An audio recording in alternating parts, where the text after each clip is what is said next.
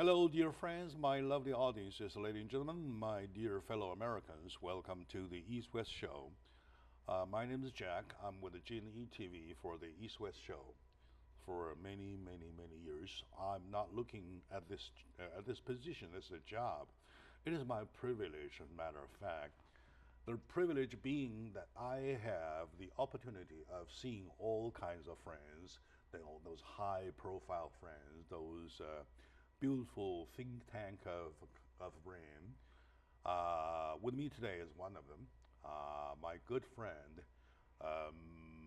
filmmaker as well as a fighter for justice, Chris Nibby of Hollywood. Welcome to the show. 谢谢你老朋友. Always a pleasure to see you. And yes, you're right. You have a passion for the truth, and I like that. I do. And 3 meals a day, one sleep, one night is not my life. My life is much more than that. Correct. And because every time I'm not asleep, I think. Right? And every time my money can cover, I do something I believe that I deserve to do, or they deserve to see. Okay, anyway. Today we have a title, The Land of the Free and Home of the Brave. And we use that as a slogan to feel proud about. As a matter of fact, we are proud of being on the land of the free, and we call this a home of the brave, right? As a matter of fact, we sometimes want to see into it, the land of the free and the home of the brave, that stands for a culture. So, into the culture, probably you will find different layers of understanding of interpretations of the term. So with me, my friend Chris Nibby might have some better understanding. So he and I decide we want to share our concept with you, see if that could make any difference. How about that? No problem. All right, where do you want to start? It's a pleasure. I wanted to start to be, to let you know that if you check with Wikipedia, you will be shocked to find that since 1775, America has all the time been involved in military operations. All right. Because there are situations we had to. Yes, but it seems that ever since the founding of the United States of America, the country has been in war. Often these wars were aimed at controlling foreign natural resources, or, as in the Indian Wars, amount to ethnic cleansing.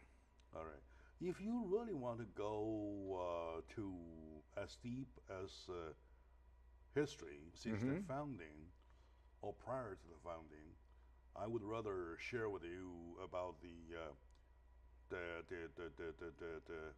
the cleaning, I call it, of the Indians. How about that as a start? The cleaning? Yeah, the cleaning. We'll clean out. Yeah, ethnic cleansing, yes. Yeah. Yeah, we can. And there is a belief that the word moving, or term moving, is in the blood of America. Correct. Why are we moving that much? Because the British colonists, they started driving the Indians ever since they landed on this land of the free, home of the brave. Yeah. Right. So, be sure, of course, they are brave. They started driving the native Indians west, all the way to the west. Yes. So, I would not only limit this to the British. I would rather say North Germanic Europeans, because the North Germanic Europeans were the ones who came here first. I mean, the Spanish, Christopher Columbus, found it, discovered it. But it was then the influx of the North Germanic people who were mostly Protestant. And they were leaving Europe because of the conflict with the Catholic Church. I might remind you that in Germany we had a 30-year war between Protestant the followers of Martin Luther and the Catholic Church. All right. And the end result is that Germany is basically 50-50. 50% are Protestant, 50% are Catholic. Or of the German Catholic. Yes, and you see, the Protestant religion is less dogmatic as the Catholic religion, but when they came to America, most of them became, and the backbone of the American culture is North Germanic Protestant values. That's the basic, because Catholics here are in the minority. There's where the cleansing of the Indians started. And by the way, I have a little thing, something to insert. Quite recently, people discovered there is an argument between the image, over the image of Christopher Columbus. He himself was not a hero. And he is a very, very controversial figure, historical figure, anyway. And if we had time, sometime later, we can explore this. I would have to research that. Yeah, I don't know that much. You see, the feeling of the Americans that they are exceptional, that was this is why America continues to push its so-called democratic values onto other cultures. And really, it's like a mythical drive, an obsession. The hegemonic drive of Americans is very deeply ingrained in their culture, because that is part of their culture. And that's also why the American geopolitical policy is usually a culture of war. And it goes on and on and on. So you see, Americans then rationalize that their wars about our liberty or the genocidal war against Indians were about spreading civilization.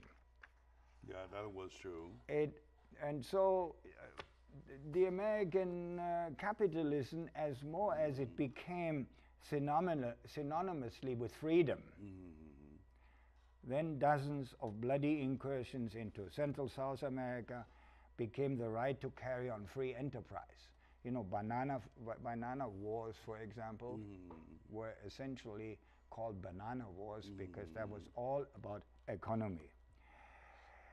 So it is obvious that the majority of Americans, including most of their leaders, do know very little about history of America. I want you to understand one background, which is also the foreground for all discussions, that no nation would not care for its own economy expansion. Correct. Right? Everybody does the same thing. It's not a subject that you can single out the United States, including the United States. Everybody has to fight for their own country, for their own economy, for their own perfectly right. Development of the perfectly right. It's like every person has to find for their little share of life. But you see, it's a different way how do you do that. There are very different ways. And for example, we could go into this right now. Okay. In China, for example, with the Belt and Road Initiative, is doing this in a complete different way, and the proof. And that's also for the benefit of China. Absolutely. Of course, yes. But it's without violence. It's without occupation. It's like to create a family of nations for mutual prosperity. That's the difference. In other words, as a conclusion for this paragraph that we discussed, right, that every nation wants for their economic flourish, right? Absolutely agreed. That's a fact. And yet there are different ways to approach it. And there are the violent way, there are peaceful way. Right. So peaceful between peaceful and violent. Right. That we are discussing. Am I right? Absolutely. Very good, very good. Go ahead. And you see, for example, actually the best way is not to go too far back into history, because we will get lost in we will. Lots of discussions. Yes. But I think if we think of Vietnam, that's a perfect example. Yeah, that's good. That's a good pick. Very good pick. You see, because the U.S. killed roughly 2 million Vietnamese civilians for ideological reasons, which had no basis. That American leaders and most of its citizens never questioned. Only when they saw that these little guys, as they called them, the gooks, could not be defeated, then they started to question it, and then American young people revolted. With the Vietnam War, I still today do not see any economical or even political reason. Absolutely right. Excuse why we do it. For example, if you're talking about Iraq War, we want to say, oh yeah, it was misunderstood in the very beginning that Saddam Hussein had the massive destruction weapon. So we launched the war, right? So that could be an excuse whatsoever. We just lay it aside. Now, with Vietnam, we do not even have that kind of excuse. Oh, you know, they sent... Why did we fight? Good reason. It's good question, right? Good question, but which I don't have the answer, because there is no answer. The result was that 58,000 of America's citizens died in Vietnam, versus 2 million Vietnamese. So, and in March 2003, George Bush invaded Iraq. Just 1 second, under another false Just pretense. 1 second, please. As the old proverb goes, right? If you can't find it, follow the money. Right. Right. Now, even if we are in the dark, we are totally benighted about the fact why we fight Vietnam. If you follow the money, you will still find the answer. It's the industry. It's the military industry. Right. The military-industrial complex. They need access. Drives America in combination with the Anglo-Zionist lobby together. They drive this country. To consume the weapons. Right. So that production is pushed. Right. Right. It also had relation to the Cold War, which was happening, etc., etc. But you see, if you go to Iraq, it's very clear. Back to 2003. Very clear, because it was, you follow the money, here the oil. You follow the money. All right, very good. That was the only reason. Let's back up a little bit. How about what's your comment, or how do you see the Afghanistan war prior to that? The Afghanistan war is emotionally understandable because after the attack, but I think it was very foolish, because they could have done what President Obama did later, find Osama bin Laden and kill him. They didn't have to attack Afghanistan, because history has proven that the Afghan people don't want anybody there. It goes back to Alexander the Great, to the Persians, the Russians, the British, and the Americans. They were all defeated by people who have nothing but sandals and a gun. The Russians failed, not only failed, they failed big time. Very big. So did the British. Twice. So did the British prior to twice. Yes. Yet, if we're talking about their lessons to learn, we should have learned lessons about the Russian failure, at least. But they didn't. We didn't. Right. They didn't, and you see, the result is now that Al-Qaeda is still alive, and do you know who the leader is? His youngest son. All right. The youngest son of Osama bin Laden is the leader of Al-Qaeda. All right, good. Very good. Today, with my good friend, Chris Neby, my dear friend, we're talking about the slogan that we hold this land for the free and home of the brave. Yes, we are brave. Yes, we call this land our home. And, well, of course, the color has a little changed. Instead of, at least one thing for sure, instead of the Statue of Liberty saying that, come to me, give everything to me, now we're doing even the DACA kids to kick them out. And Donald Trump says, let me ask for an exchange. There are more than 70 exchange bargaining chips for them to keep a DACA kid, something like that. Okay, anyway, let's flip the page.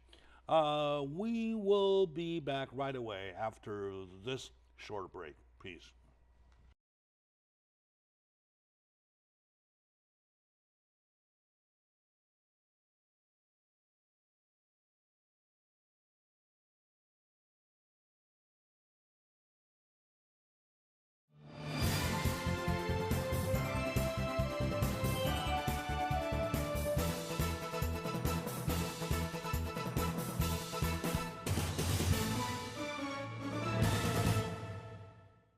Hello, lovely friends, lovely audiences. Welcome back to the show.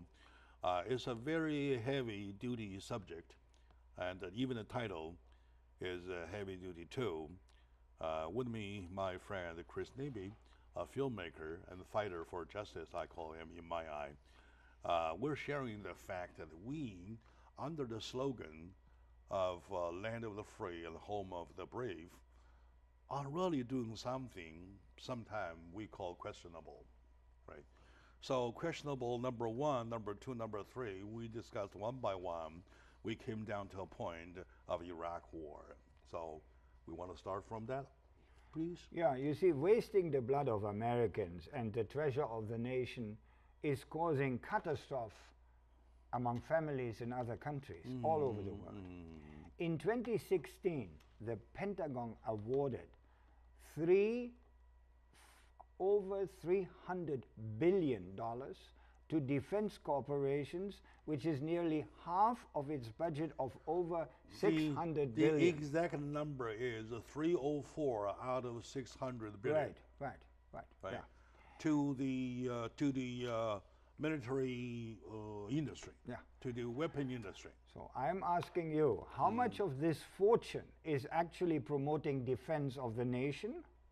How much is really a subsidy for weapon makers and other corporations focused more on their bottom line than giving the taxpayers value for their money? I'm going to ask you the same question, or maybe in a different way. Yeah. How much it will do to our infrastructure? How much it will do to our freeways and bridges and so on and so forth, even though they are the state business, right? They are not a federal job. But to me, money is money. Absolutely. Money is always money, right? So, no. You know, in 2017, the new president, Trump, has backed a U.S. $54 billion Pentagon budget raise. And recently, the Senate passed another $90 billion, increasing yes. for the National Defense Authorization Act. You see, there is a total imbalance. Once again, I want to clarify with you. Yeah. A nation like ourselves really need a very super strong defense. But for what? No. There is nobody for safety of the land. Safety of the land, which is free, for the free, and safety of the land, which is home of the brave. Yes, this is a beautiful slogan, but you see, it is used as fear, because there are imaginary enemies being created. Russia is not an enemy. China is not an enemy. There are no enemies. It's all a fantasy. You have to defend yourself as if they are.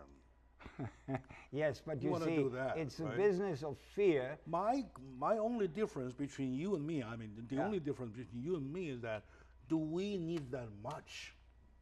No, certainly not. Yeah. Certainly not. Because you see, do you know that there are about 1,000 lobbyists in Washington acting on behalf of the military industry they do complex? it as a day-to-day job. It's corruption of unbelievable proportions. So, in addition to supporting the troops and guaranteeing the safety of the United States, the other common argument in Washington for a runaway Pentagon expenses is jobs. Of course, some new employment opportunities are created, but actually, relatively few jobs flow from those huge Pentagon expenditures. If you would be putting the same money into any other area, from infrastructure, which you just mentioned, to transportation, to alternative energy, to healthcare or education, you would create twice as many jobs. Let's take healthcare, for example. Yeah. Right now, we're doing the arguing. We're arguing back and forth. We're overturning Obamacare over and over again. Yes. And then we're cutting off the subsidies over and over again. And then it is for sure, almost sure, news comment has it, that the subsidies are going to cut what they're going to do, what they are going to destroy, sabotage the foundation of Obamacare so that Obamacare will not even stand. No. And the way to do is that to cut off the subsidies. With no subsidy, the minimum going to increase. People are getting out, so there is literally going to consequently no care about. The 21st century is not a century of the culture of guns and war. The 21st century is a century of compassion and wisdom. And therefore, a country of America should have free health care, because every worker who is working 50 years of his life, giving 50 years with his paycheck to the nation, should be entitled to have free health care, free basic health care. He should not have to worry about this, because it's him who has been supporting the government, and therefore the government must support the rights of the workers. This morning, I had a chance for coming across a little clip talking about Cuba. Yeah. Right? Cubans are supposed to be very poor. Right. Supposed to be a very poor country. Right. Because there are sanctions from all directions. Right. Okay. You know what they do? They have free health care. Of course. Right. Of course. You stay in hospital, stay there for free. Same as in Germany. While and you're France, staying Britain. there, your meals are free. Right. Everything. Yeah. If you have family members coming see you in the hospital, though, their lunch is free. Yeah. This is humanity at work. Why can't we do that? We have money to award the weapon industry of $304 billion out of the total of $600 billion, which is later increased by $54 billion, and which later be increased again with another $90 billion. So 600 plus 54, that's 654, plus 90, that's 744. Jack, this is pathetic. $1 billion. This is pathetic, because if you would cut that in half. With that many $1 billion to make the United States safe. Right. Suppose we had nothing before. Right. Everything comes out of the 740 billion, we'll still be better off. Yes. Right? That's my point. If you cut this budget in half, you could finance a complete revamp of the infrastructure, which is urgently needed. You could provide excellent free health care, free basic health care. You see, I give you an example. In Germany, for example, we have, as a German citizen, you have the right, if you're sick, you go to hospital and you're being treated. You will be in a room with 4 or 6 people. And the doctor who is operating you is the same doctor who will tomorrow operate a billionaire.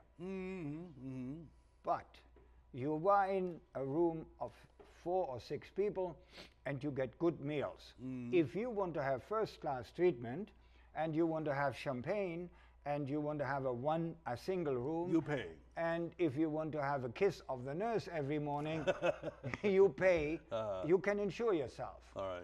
But this is fair. This is humane. This is socially acceptable and responsible. But the right, people on the right, call it a socialism. Yes, but you see... Call it a very socialism. But you see, socialism is the only way, or the best way, for us in the future. But many socialist countries don't do it. Don't do it that way. Maybe the word is being misused. The word has, let's call it humane. I believe because so, you see, we have an obligation to take care of the weaker elements of our society. And you cannot go and exploit the people and on the back of the people enrich yourself. There is an imbalance. How many billions, Jack, do you need to be a happy man? It's not necessary. And the whole thing is like a free-for-all. And it doesn't work this way anymore because we are too advanced, we are too in the information age, people have access to I things. like that statement. I like that analysis. You see? With me today, my dear friend, my lovely audience, is my dear friend Chris Neby, a filmmaker, a fighter for justice. The more we talk, the more I find that he is a fighter for justice. The discussion is about our nation, the land, being the land of the free and home for the brave. I totally agree. That's why I'm here. That's why I feel proud of. But the thing is that when you have that much money to talk about on military basis, adding up and up and up and up again to make America strong and strong again, we don't actually need that kind of money because we have those kind of main created enemies, imaginable enemies, for the excuse of spending the money, putting the money there to finally, to consequently benefit the war industry, the military industry. We should have moved some money around to solve our domestic problems such as healthcare, which we argue about so much, right? So now stay with us. We'll be right back. Continue the discussion, please.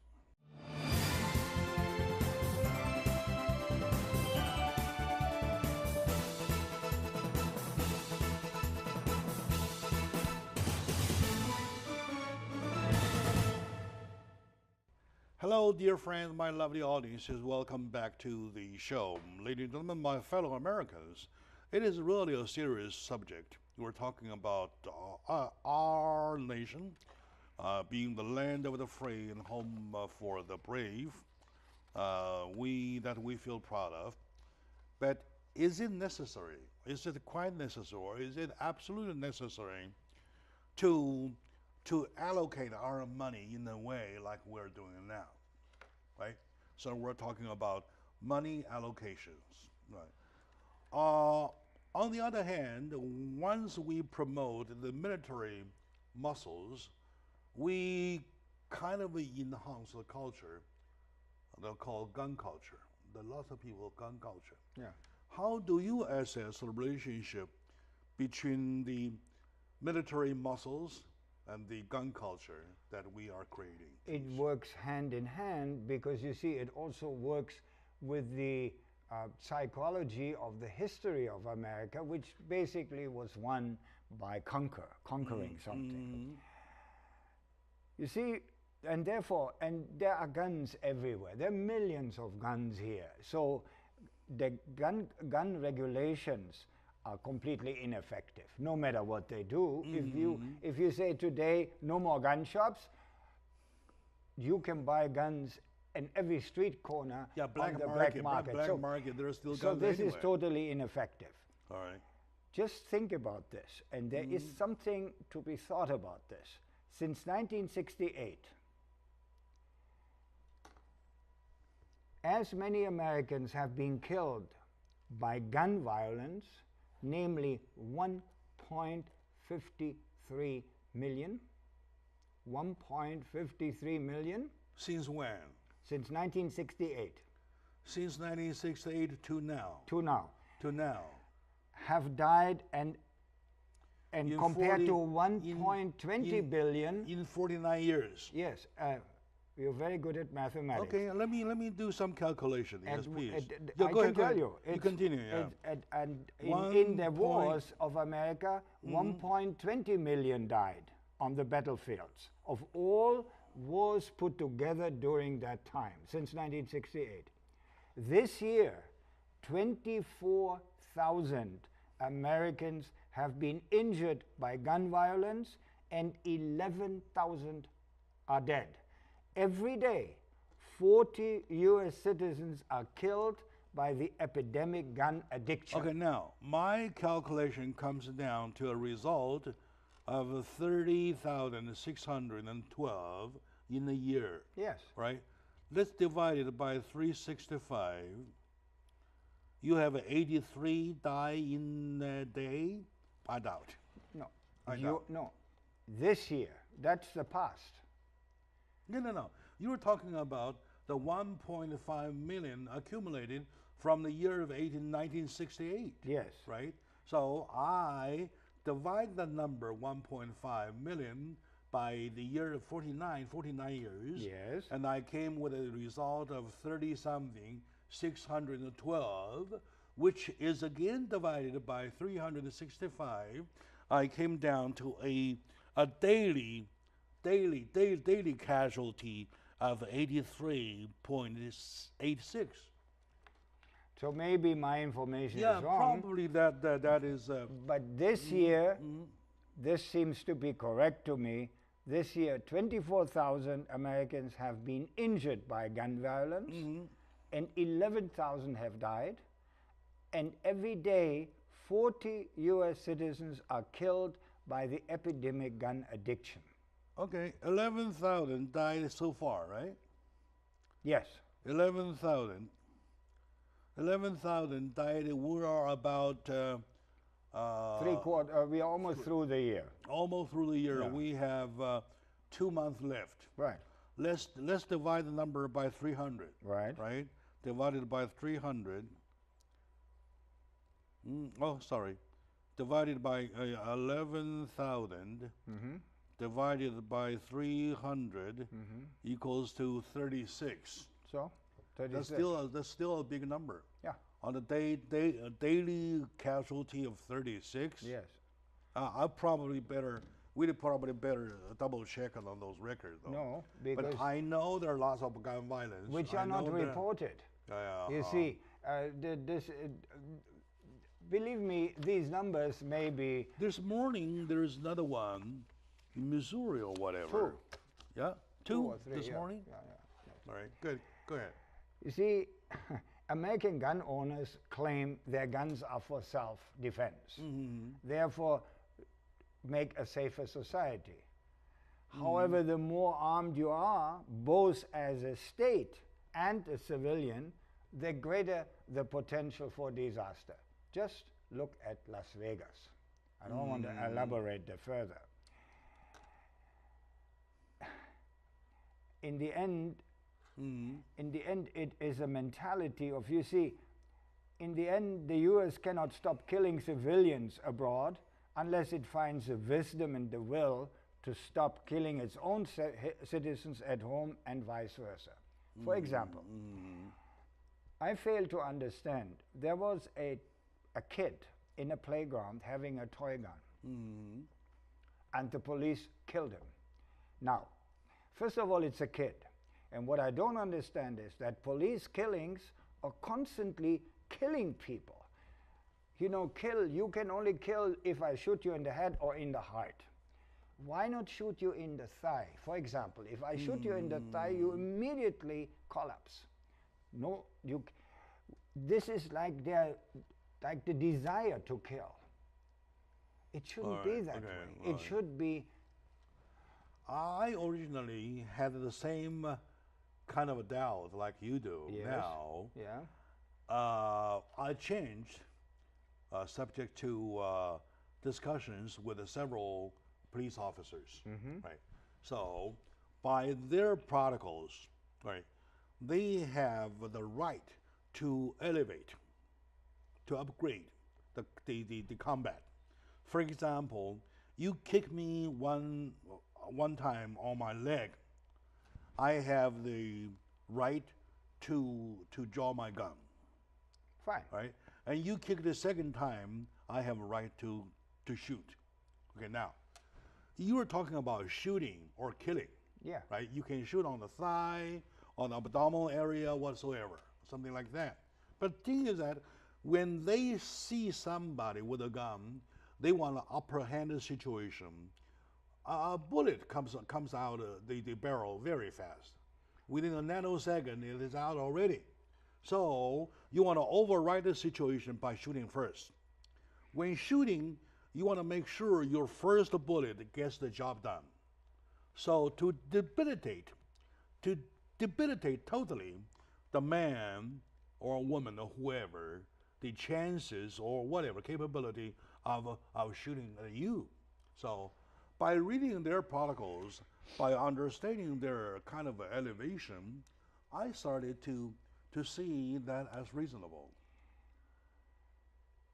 Now we can get into a huge psychological discussion about why also there is this huge discrepance because between the people here, because it also has to do with race.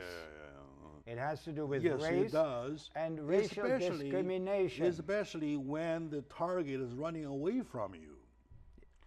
Because of his color, right. You shoot at him? No way. Make no mistake. Those are the phenomena not included in the protocol study. Make no mistake. Racism is very deeply ingrained in the American culture. You are a Chinese in America, and I'm sure that if you think that you have found also you have been a target of racism, I'm sure you have examples of it.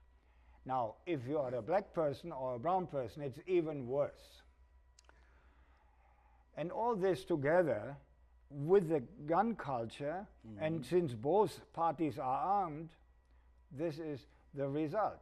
But it shouldn't be that way, because we are humans. Violence already loud says. There's a little teeny tiny points we want to probably find out later. You're talking about the structure of the land, the nature of the land creates a culture which is called the gun culture, and the gun culture creates or gives birth to kind of reckless gunfire or gun control or gun use. Even further propelled by racism. It's further propelled by racism. Yeah. All right.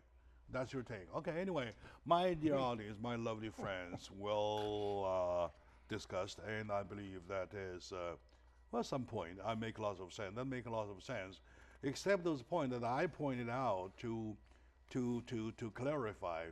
I basically agree with him. I believe that we have more common ground, we have more agreement than disagreement. With me, Chris Neby, my good friend, filmmaker and fighter for justice, we're sharing our thoughts with our audiences. So let's take a short moment out. When we come back, we will continue, please.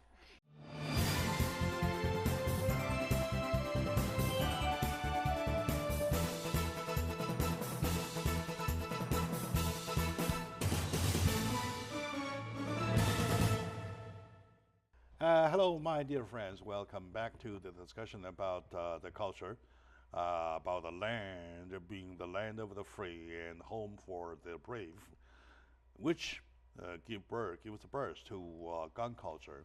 And the gun culture, in turn, creates a subculture that is related to misconduct of gun use and, well, anyway, sometimes gender or race related. With me, my good friend Chris Neby, a filmmaker and a fighter for justice. We are sharing our thoughts with you. We may not be right all the time, or all the points, or even, well, some of the points, or all the points, regardless. You are welcome to write to me, to the show, your own take, right?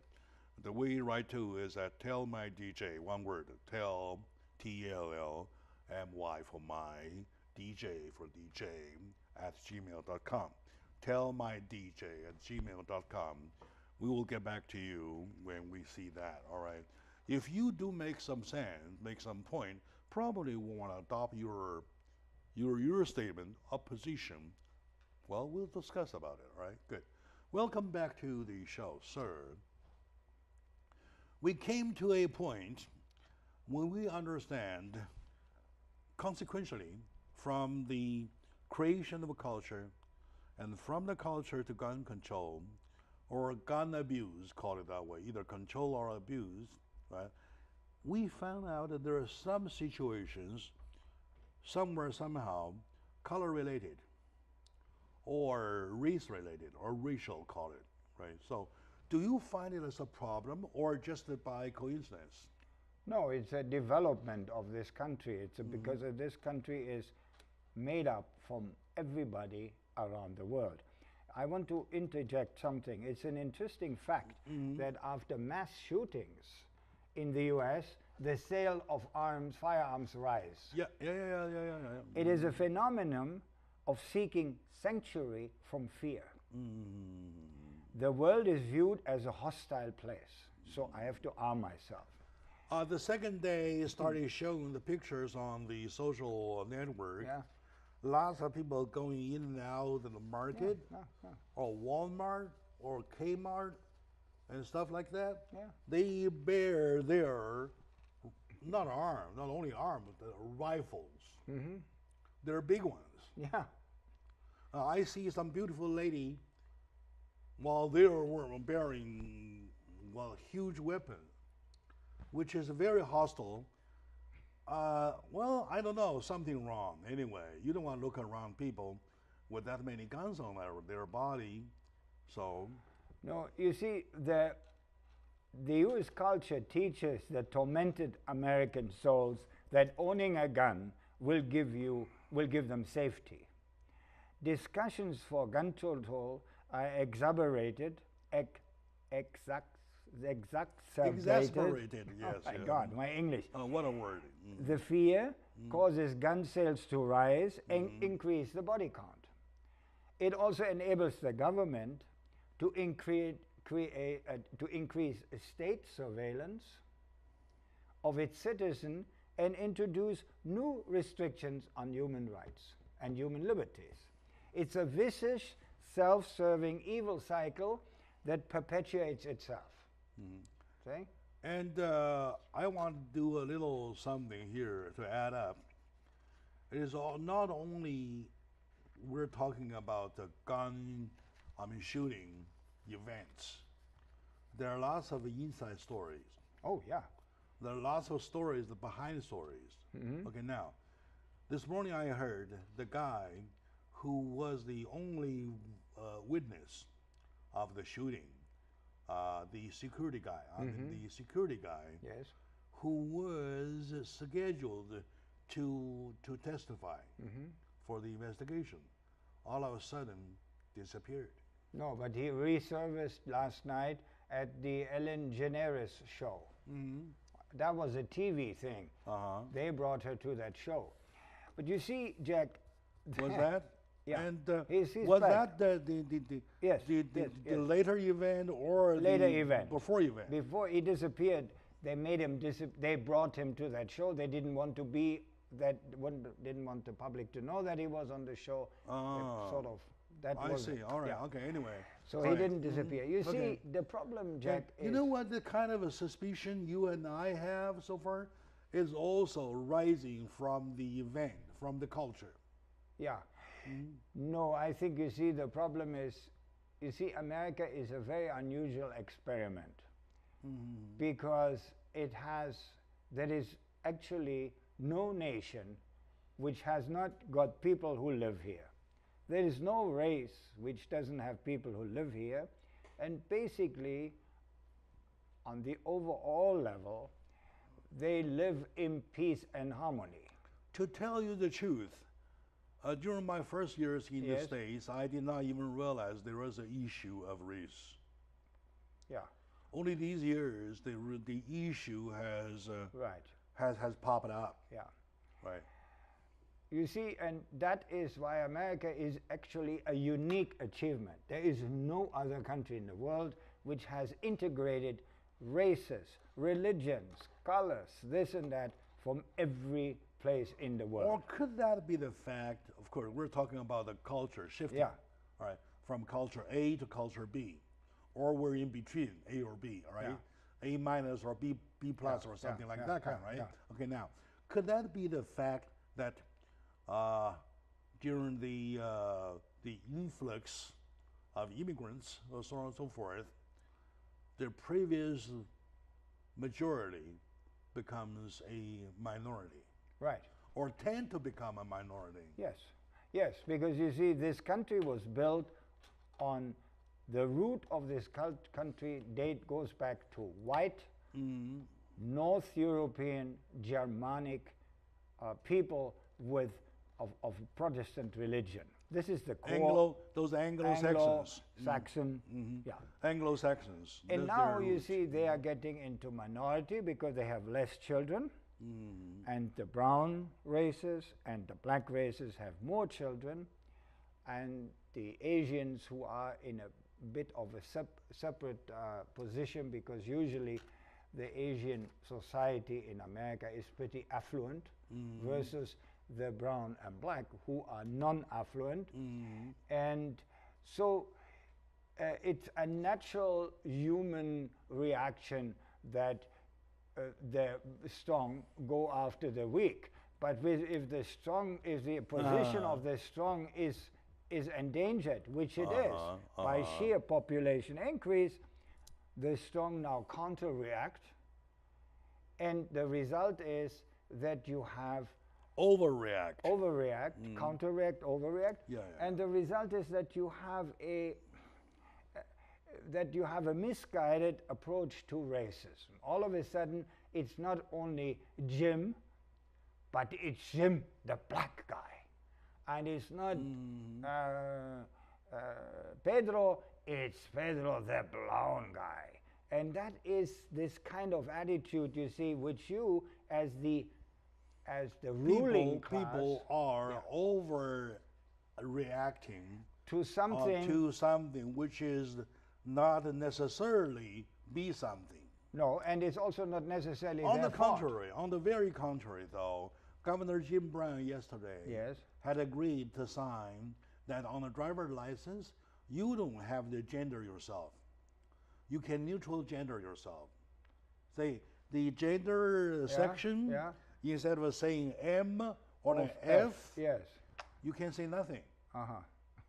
Yeah, okay, but you know, this is. I'm sorry to say. Oh, come on! This is so confusing, man. Yes. And you are getting information from all directions. Correct. And this is all chicken. This is totally another direction. Yes. That got me shocked. This is all chicken shit. I'm sorry to say. The main issue here is economics. The main issue is that you cannot have go ahead. Phenomenal richness and phenomenal poverty. Today when I came here, I've seen at least 10 people sleeping on the street. There is a discrepancy. When you see this, it shouldn't be. There should be, yes, there are people who are begging, or beggars, or people who love to live on the street everywhere. That's universal. We have that in Europe too. And mind you, all these European countries, England, all these countries are highly socialized countries where Medicare is available to everybody, etc., etc. We still have beggars because there are some people who like this lifestyle. But here, it is no longer anything to do with a lifestyle because they are everywhere. And they're, of course, attracted by the climate. No, calling that a lifestyle is a joke. Nobody will choose to live that way. Yes. There are people in Europe who live on the street. So. I don't think so. No, there have been studies. I don't want to go homeless myself. Right? But you are not. There are people who like to live on the street. It's their expression of freedom. It's their expression of. You may not agree with this, but it's a fact. All right. We are having some good time, my dear friends, with my brother Chris Nibby. We're really putting our thoughts together to provide you something as referential to make your day-to-day thinking. Yeah. Right now we are in the land of the free, of the free, and with the home of the brave. We'll really have some time to cool down a little bit, to think about ourselves. And probably once you do that, you will have different views, okay? And I would like to extend my appreciation to my friend Chris Nibby for your beautiful thought. And to my audiences, thank you for watching. We'll see you next time. Thank you very much. 谢谢你。 Thank you. 再见，老朋友。再见，good.